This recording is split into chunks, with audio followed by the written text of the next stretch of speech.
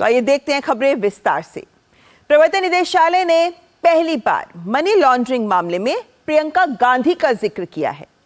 ये मामला NRI businessman CC Thampi से जुड़ा है, जिसमें प्रियंका गांधी के पति रॉबर्ट वाड्रा पर भी आरोप हैं।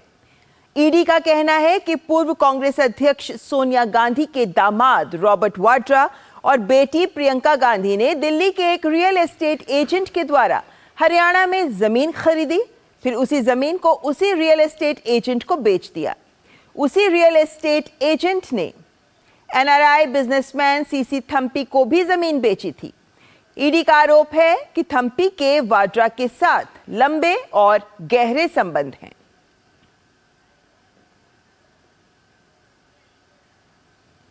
तो मनी लॉन्ड्रिंग का मामला, जिसमें एनफोर्समेंट डायरेक्टरेट ने पहली बार प्रियंका वाड्रा का नाम, उनका भी जिक्र किया है।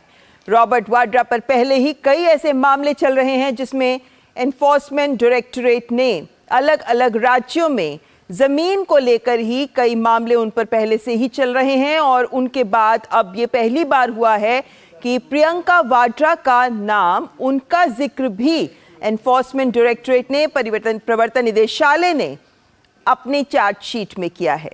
हालांकि प्रियंका वाड्रा को आरोपी के तौर पर नामजद नहीं किया गया है, लेकिन उनका भी नाम ईडी की चार्जशीट में सामने आया है।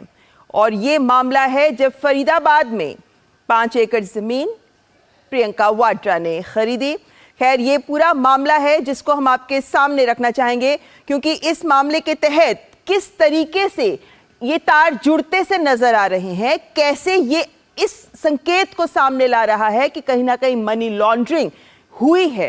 हालांकि जांच जारी है, लेकिन क्या है मामला, ये आपके सामने हम रखना चाहेंगे, क्योंकि इस मामले के तहत अगर हम देखते हैं तो हम ये पाते हैं कि प्रियंका और रॉबर्ट वाड्रा, उन दोनों पर ही ईडी की आंच आती नजर आ रही है। इस मामले का अगर आप देखते हैं तो real estate agent HL Pahwa एक ही एजेंट है जिससे रॉबर्ट वाड्रा ने 2005-2006 में जमीन खरीदी। 40 एकड़ जमीन के 3 टुकड़े रॉबर्ट वाड्रा ने खरीदे, यानी 120 एकड़ जमीन। यही नहीं, प्रियंका वाड्रा ने भी 2006 में 5 एकड़ जमीन खरीदी, और सीसी थम्पी ने भी उसी समय के आसपास 486 एकड़ जमीन खरीदी। आप यहाँ वक्त का अंदाजा जरूर लगाइए कि वही साल लगभग आसपास का वक्त रहा है जब ये जमीन एक ही एजेंट से इन तीनों ने खरीदी। लेकिन उसके आगे बढ़ते हुए अगर आप गौर करें तो पाएंगे कि इसी रियल एस्टेट एजेंट पाहवा को रॉबर्ट वाड्रा ने जो जमीन पाहवा से ही खरीदी थी, उसी जमीन को उन्होंने पाहवा को ही वापस बेच दिया। और ये 2010 से पहले की बात है। और प्रियंका वाड्रा ने भी 2010 तक ही अपनी जो जमीन खरीदी थी वो भी पाहवा को ही वापस बेच दी, यानी जिससे आपने खरीदी उसी को आपने वापस बेच दी। और ये वो व्यक्ति है जिससे सीसी थम्पी ने भी जमीन खरीदी थी। आगे बढ़ते हैं। सीसी थम्पी, ये नाम महत्वपूर्ण है क्योंकि ये वो नाम है जिसका संबंध, जहां एक और वाड्रा के करीबी माने जाते हैं, ये वाड्रा के साथ काम करते नजर आते हैं, उनके सहयोगी भी हैं, तो वहीं ये संजय भंडारी का भी सहयोगी है। संजय भंडारी कौन है? हालांकि खबरों में आप लगातार इस नाम से वाकिफ होते रहे हैं, लेकिन आपके सामने ये भी रखते हैं कि संजय भंडारी कौन है, क्योंकि ये जो हथियार व्यापारी है, ये कई मामलों में ये इसकी खोज की जा रही है। संजय भंडारी नामजद है, इस पर कई मामले सामने हैं। संजय भंडारी को आपके सामने रखना चाहेंगे क्योंकि इसके ऊपर जो मामले हैं उसमें मनी लॉन्ड्रिंग का मामला भी है, कर चोरी का मामला भी है, विदेश में अघोषित संपत्ति रखने का मामला भी है। 2016 में ये भागकर ब्रिटेन चला गया था, जिसके बाद भारत की सरकार ने वहां लंबा प्रयास किया, जिसके बाद ब्रिटेन ने भी इसके प्रत्यर्पण को मंजूरी दे दी है। तो ये है संजय भंडारी, जो पहले से ही वांछित है हमारे देश में। और इसी संजय भंडारी का करीबी रहा है सीसी थम्पी, जो करीबी रहा है वाड्रा का, जो हमने आपके सामने अभी तस्वीर रखी। सीसी थम्पी की अगर हम बात करें तो सीसी थम्पी जहां वाड्रा का करीबी भी है और सहयोगी भी है, तो वहीं जमानत पर ही वो इस वक्त बाहर घूम रहा है। संजय भंडारी का साथी है वो, और ब्रिटेन में काला धन छिपाने में मदद करने का आरोप है उस पर। इस बात को खास गौर करना चाहिए क्योंकि रॉबर्ट वाड्रा पर ही जो भ्रष्टाचार के मामले हैं, अगर आप उन पर नजर डालते हैं तो सबसे ऊपर लंदन में 19 लाख पाउंड की संपत्ति, इसके मनी लॉन्ड्रिंग का मामला उन पर चल रहा है लंदन में। और सीसी थम्पी, जिसका हमने आपको बताया कि विदेशों में संपत्ति में काला धन लगाने के जो मामले हैं, ये आरोप सीसी थम्पी पे भी लगे हैं। इसके अलावा जो वाड्रा पर, रॉबर्ट वाड्रा पर जो मामले हैं, उसमें जहां को लंदन की बात है, तो वहीं बीकानेर मनी लॉन्ड्रिंग मामला भी है। गुड़गांव में जो जमीन खरीदी गई है उसमें भी अनियमितता की बात है। ये तमाम मामले हैं जो ईडी की ओर से रॉबर्ट वाड्रा पर चलते जा रहे हैं। इस तरह के मामले ये भी बताते हैं कि कहीं ना कहीं कुछ ना कुछ गलत हुआ है। गुड़गांव में जमीन खरीद में भी अनियमितता का मामला, ये तभी वो मामले हैं ये सारे जो खबरों में भी आप इनके बारे में जानते रहे हैं। लेकिन अगर आज हम ये चर्चा कर रहे हैं या इस मुद्दे को उठा रहे हैं तो वो सिर्फ इसलिए कि प्रथम दृष्टया अगर आप देखते हैं तो आप पाते हैं कि ये तार कहीं ना कहीं जुड़ते नजर आ रहे हैं। और जब बात सीसी थम्पी की होती है, संजय भंडारी जैसे नामों के साथ कहीं ना कहीं लिंक नजर आता है, तो फिर सवाल गहरा जाते हैं। और इसी से जुड़ा है हमारा आज का विशेष, जो कहता है ईडी की जांच, प्रियंका वाड्रा पर भ्रष्टाचार की आंच। और यह महत्वपूर्ण इसलिए है कि पहली बार ईडी की चार्जशीट में प्रियंका वाड्रा का नाम आया है। और यह महत्वपूर्ण इसलिए है कि उनके पति पर विभिन्न मामले ईडी के द्वारा पहले से ही चलाए जाते रहे हैं। और इन मायनों में अगर हम देखें तो हम पाते हैं कि आज उनका नाम आना कई मायनों में महत्वपूर्ण है।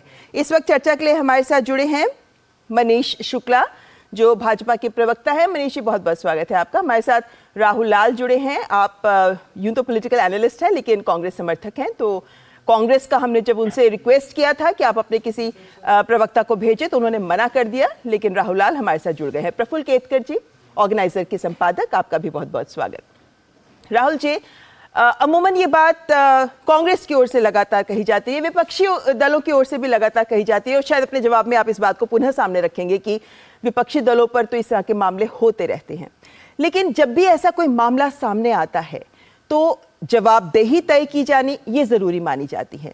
इस मामले पर या रॉबर्ट वाड्रा पर तो मामले चल रहे हैं, लेकिन प्रियंका वाड्रा का पहली बार नाम आना कहीं ना कहीं लगता है आपको कि जिस तरीके से हमने तार जोड़ने का एक प्रयास किया, कि कहीं लगता है प्रथम दृष्टया कि कुछ तार तो जुड़ते नजर आ रहे हैं। आपकी प्रतिक्रिया?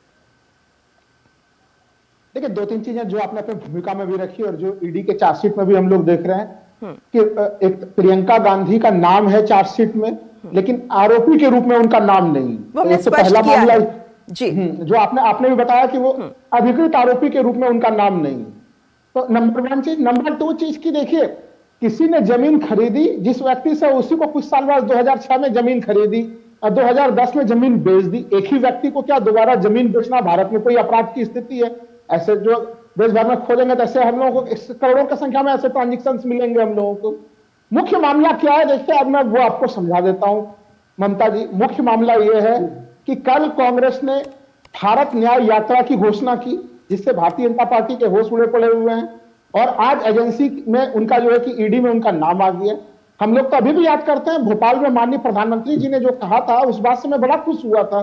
उन्होंने बोला था कि एक एक भ्रष्टाचारी के ऊपर कठोर कार्रवाई होगी, वो भी सीना ठोक के कहा था माननीय प्रधानमंत्री जी ने। और उसमें जिस आरोपी को लेकर सबसे ज्यादा उन्होंने वर्णन किया था, नेचुरल करप्ट पार्टी बता के एनसीपी को सिंचाई घोटाले का 70,000 करोड़ का वर्णन किया था। ईडी काफी उसमें आक्रामक भी थी। कुछ समय बाद, यानी उसके कुछ घंटों के बाद ही हम लोगों ने देखा कि वो एक तरह से इनके सहयोगी राजनीतिक पार्टियों में आ गए, तोड़ दिया उन्हें, और वो महाराष्ट्र के उप मुख्यमंत्री भी बने, और उन्हें पूरे, जिनके ऊपर प्रधानमंत्री सबसे ज्यादा भ्रष्टाचार का आरोप लगा रहे थे, उन्हें प्रधानमंत्री ने पूरा का पूरे महाराष्ट्र का जो है कि खजाना मंत्री भी बना दिया। तो आज के स्थिति में क्या है कि अगर आपके ऊपर ईडी, सीबीआई, इनकम टैक्स के छापेमारी हो रहे हैं, तो वो और लोगों के बीच में है कि आप सरकार की सच्चाई खुलकर रख रहे हैं, और लोग उसे सजा के रूप में नहीं देखते, उसके आरोपी के रूप में नहीं देखते ममता जी। लोग उसे देखते हैं कि यह भारत रत्न है, पद्मश्री है, पद्म भूषण है, पद्म विभूषण है।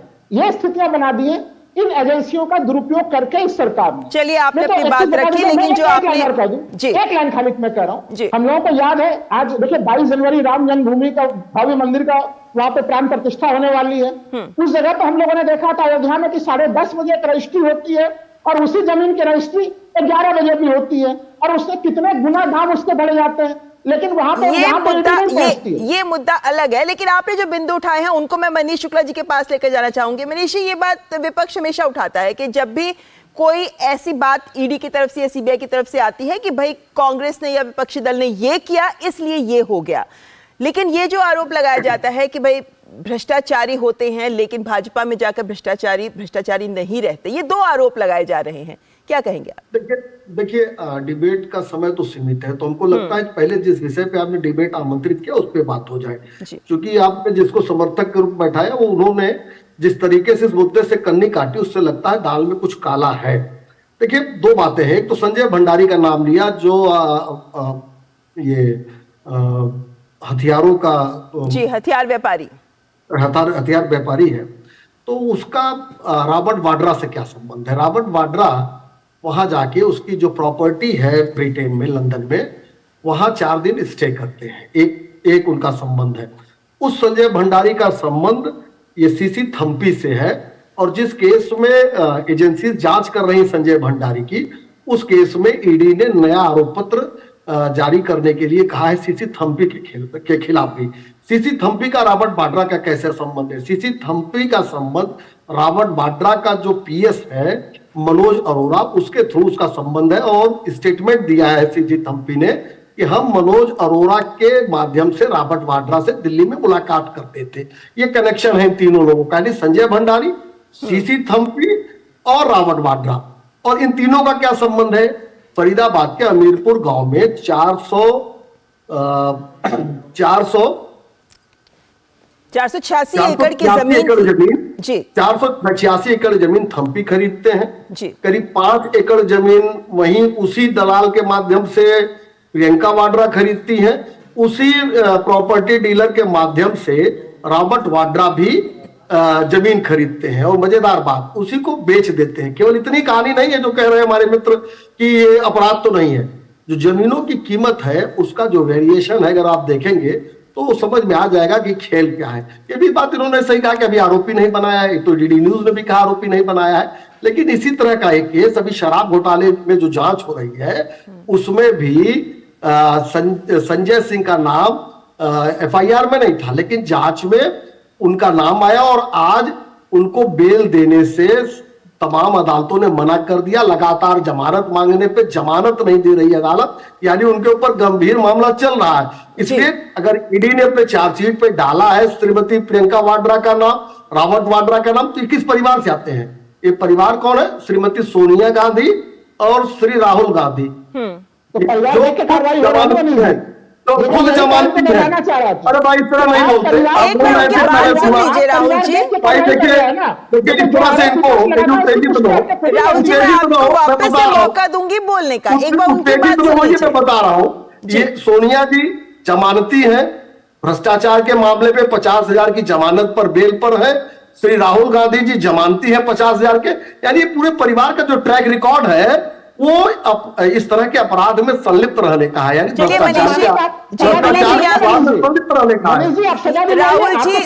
आपके पास है, वापस आऊंगी एक बार प्रफुल्ल जी से, आपके पास वापस आऊंगी। जब आपको अवसर मिला तो आप अयोध्या पहुंच गए, जब इनको अवसर मिला तो अयोध्या पहुंच गए, जब इनको अवसर मिला तो महाराष्ट्र पहुंच गए, तर्क दिया होगा, कन्नी काट के भाग गए आप। मनीषा आपने अपनी बात रखी, अब प्रफुल्ल जी से भी उनका विचार जान लेते हैं। तो ठीक है, लेकिन इनसे कहिए बीच में मत बोला करें, इनको तो अयोध्या और महाराष्ट्र की बात कर रहे थे। मैं वापस आऊंगी राहुल जी, आप अपनी बात रखिएगा, लेकिन प्रफुल्ल जी अभी जैसे बात की जाती है, या राहुल जी ने जैसे बात की कि भाई जैसे न्याय यात्रा शुरू हुई वैसे ही इन्होंने की बात शुरू हुई, खबर आई है वैसे ही इन्होंने इस तरीके की बात कर ली, लेकिन जाहिर है कि जांच तो पहले से ही चल रही होगी ना।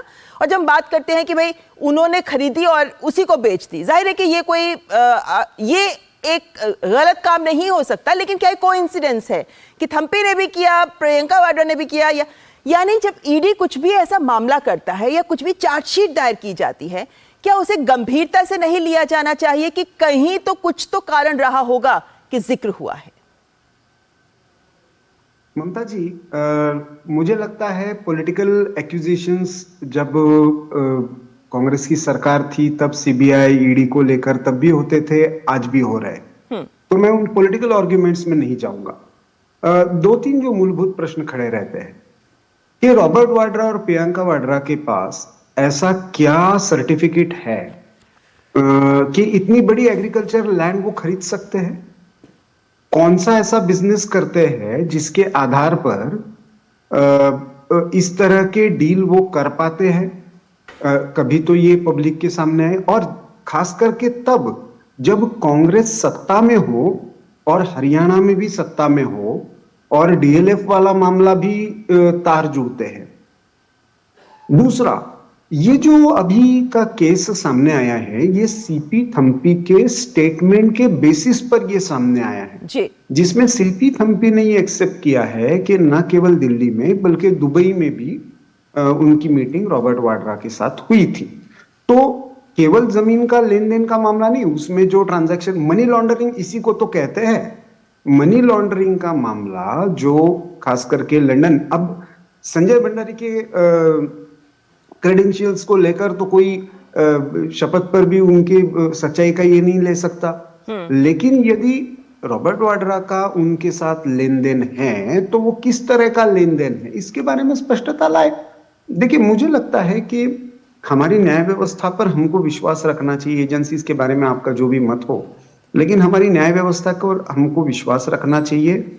और जब केसेस हियरिंग के लिए, बल्कि क्योंकि पॉलिटिकली यदि वेंडेटा की बात रहती तो आसान था कि भाई आरोप पत्र दाखिल करे और किसी ना किसी तरह की कार्रवाई शुरू करे, लेकिन वो नहीं हुई है अभी तक। इसका कारण इन्वेस्टिगेशन की प्रोसेस कहीं ना कहीं चल रही है जी। तो मुझे लगता है लैंड का क्वांटम, ट्रांजैक्शन का तरीका और जिनके पूरे क्रेडेंशियल्स ही ड्यूबियस रहे हैं ऐसे व्यक्तियों के साथ संबंध, इन तीनों पर मुझे लगता है कि एक बार चाहे प्रियंका वाड्रा हो चाहे स्वयं रॉबर्ट वाड्रा हो, एक बार क्लैरिटी से पब्लिक के सामने आ जाए ताकि दूध का दूध पानी का पानी हो जाए। ऐसे में राहुल जी आप क्या कहेंगे, क्योंकि एक बात तो मानी जाती है कि पारदर्शिता होनी चाहिए। अगर आपको कोई डर नहीं है, कुछ नहीं है, तो और अगर आपको लगता है कि अभी तक भी आप पाक साफ रहे हैं, तो ऐसे में आप भी कोई व्हाइट पेपर लेकर आ सकते थे, आप भी सरकार के ऊपर आरोप लगा सकते थे, आप भी अदालत जा सकते थे, जबकि ऐसा कुछ हुआ नहीं है। ऐसे में क्या आपको नहीं लगता एक नागरिक के तौर पर भी कि अगर कुछ गलत हुआ है तो वो सामने आना चाहिए और व्यवस्था के तहत ही एक पारदर्शिता अपनाई जानी चाहिए? ममता जी, जो केतकर साहब ने जो सवाल उठाया उस सवाल का तो मैं भी समर्थन कर रहा हूं। देखिए, वो सवाल भारतीय जनता पार्टी कब से उठा रहे थे, जब प्रधानमंत्री गुजरात के मुख्यमंत्री होते थे, तब वो कहते थे कि देखिए इस परिवार के ऊपर, गांधी परिवार के ऊपर भ्रष्टाचार की आरोप है, वाड्रा के मामले उसी जमाने से उठा के घूम रहे हैं कि हम आएंगे सत्ता में, उन्हें जेल में डालेंगे, आरोपियों को सजा दिलाएंगे। अभी अब इसके अब 10 साल पूरे हो चुके हैं। उन सवालों के उत्तर अगर 10 साल बाद भी अभी भी लोग खोज ही रहे हैं, तो फिर ये कमी क्या गांधी परिवार की कमी है या फिर ये सरकार की कमी है? नंबर 1 सवाल। नंबर 2, अभी यहाँ पे भारतीय जनता पार्टी के प्रतिनिधि कह रहे थे कि सभी लोग जमानत पे रिहा है, सबके सब जमानत पे रिहा है। जमानत पे रिहा होना भारतीय न्यायिक प्रक्रिया का हिस्सा है। आप आरोप किसी के ऊपर भी अनर्गल को झूठे आरोप लगा दीजिए। नेशनल हेराल्ड का मामला था, बताइए उसके जांच कब पूरे होंगे? हमें तो मनीष शुक्ला जी खाली एक चीज बता दें कि वो जांच 2024 में पूरी होगी, 2034 में पूरी होगी, 2044 में पूरी होगी, तभी तो पूरी होनी चाहिए कि जब भी चुनाव आने वाला होता है इनका बॉक्स खुल जाता है इनका। आप लाल डायरी, हम लोग अभी राजस्थान चुनाव था, ममता जी उसमें लाल डायरी का मामला खूब उछल कूद मचा रहा था। राजस्थान चुनाव में लाल डायरी का मामला खत्म। अरे आपकी एजेंसियां गई क्या लाल डायरी खोजने के लिए? तो ये आरोप लगा के छवि खराब करने के जो आपके मामले थे वो अब जनता समझ चुकी है, उसको ठंडे बक्से में लोगों ने डाल दिया। चलिए राहुल जी, आपने अपनी बात रखी, एक बयान। मनीष जी आप क्या कहेंगे? देखिए ममता जी, जो बौखलाहट है राहुल जी की, उससे स्पष्ट है कि इनके पास तर्क का अभाव है, इसलिए इस तरह की बातें कर रहे हैं। देखिए, नेशनल हेराल्ड का जो विषय था वो 2014 के पहले माननीय न्यायालय के आदेश पर मुकदमा कायम हुआ था। बिल्कुल। भारतीय जनता पार्टी को एजेंसीज का दुरुपयोग तो करती नहीं, एजेंसीज अपने तरीके से काम कर रही है। आज नाम प्रियंका वाड्रा जी का आया है और निश्चित रूप से अगर कानून को काम करने का अवसर मिलना चाहिए। अभी पूछ रहे थे क्यों इतनी लंबी प्रक्रिया चल रही है। संजय भंडारी विदेश भाग गया था, भारत सरकार ने प्रयास किया प्रत्यर्पण की, अब जाके मंजूरी मिली है, तो इसमें समय लग सकता है। लेकिन देखिए, मोदी जी का निश्चय है भ्रष्टाचारी बचेगा नहीं, और इस परिवार का, गांधी परिवार का ट्रैक रिकॉर्ड है। और कोई जमानत, कोई स्वतंत्रता आंदोलन में जमानत थोड़ी लिया इन्होंने, भ्रष्टाचार के विषय पर जमानत पर है, इसलिए इसमें कोई गर्व की बात नहीं है। राहुल जी की आप कह रहे हैं कि ये भारत की प्रक्रिया है, हम भी कह रहे हैं कि हाँ, भारत के कानून की व्यवस्था है, जैसे आपने कहा वो जमानत पर बाहर है, वैसे ही प्रक्रिया है, उस पर जांच हो रही है। और जिस तरीके से कनेक्शन है रॉबर्ट वाड्रा के, जाके संजय भंडारी के घर में स्टे करते हैं ब्रिटेन में, संजय भंडारी के साथ थम्पी के रिश्ते हैं, थम्पी और प्रियंका वाड्रा और रॉबर्ट वाड्रा एक साथ एक ही गांव में, हरियाणा के गांव में जमीन खरीदते हैं। वो कौन सा सन है जब हरियाणा में और भारत सरकार दोनों कांग्रेस की होती है? इसके बाद तो नहीं इस तरह से 1 रुपए की जमीन 100 रुपए में बेच पाए हो वाड्रा परिवार। 2 करोड़ की पेंटिंग भी नहीं आजकल प्रियंका वाड्रा जी की बिक रही है। तो देखिए, ये सवाल सबके जेहन में है, जनता समझ रही है बात को और एजेंसीज काम कर रही है। हमको पूरा भरोसा है कि कानून भारत की जनधन की जो लूट हुई है उसका हिसाब जरूर करेगा। जी, ऐसे में प्रफुल्ल जी, क्या हर मसले में राजनीति करना या राजनीति के साथ जोड़ना कहां तक सही है? क्योंकि वही बात है कि कानून अपना काम कर रहा है, राजनेता अपना काम कर रहे हैं, लेकिन दोनों का घालमेल, यानी हर बार जब भी ईडी का नाम आता है तो राजनीति चश्मे से उसको देखना, ये कहां तक सही है? देखिए ममता जी, अभी तो केवल ये विषय नहीं, इसमें तो स्वाभाविक है, कांग्रेस जब परिवार पर बनाती है तो और भी ज्यादा सेंसिटिव हो जाती है। और ईडी की जो चार्जशीट दायर हुए उसमें स्पेसिफिकली ये कहा गया है कि long thick relationship with Robert Vadra which extends to common business interest. CP Thampi और रॉबर्ट वाड्रा के संबंधों के बारे में कहा गया है। तो ऑब्वियसली इस पर तो और एक परसेप्शन की बैटल है, क्योंकि चुनाव पास में आ रहा है, तो वो एक करप्शन का अटैक तो कांग्रेस के साथ लगा हुआ है। कांग्रेस कितना भी नकारे 2011, 12, 13 का सबको जिस तरह का माहौल बना था पूरे एंटी करप्शन मूवमेंट का, वो सबको याद है। लेकिन ये सही में दुर्भाग्यपूर्ण है। हम इलेक्शन कमीशन के बारे में देखते हैं, जुडिशियल डिसीजंस के बारे में देखते हैं, इवन आर्म फोर्सेस के बारे में देखते हैं कि जिस तरह से ये एक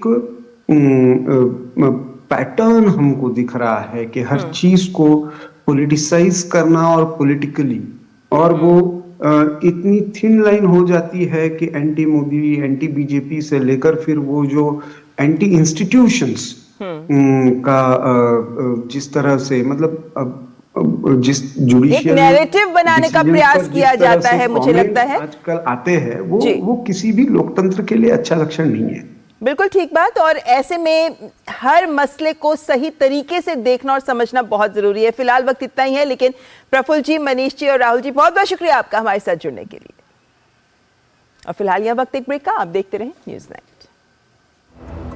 तुम्हें पता है इन्वेस्टर्स के लिए एक इन्वेस्टर प्रोटेक्शन फंड होता है, IPF। लेकिन अगर तुम्हारा ट्रेड एक्सचेंज पर एग्जीक्यूट नहीं हुआ या फिर कोई गारंटी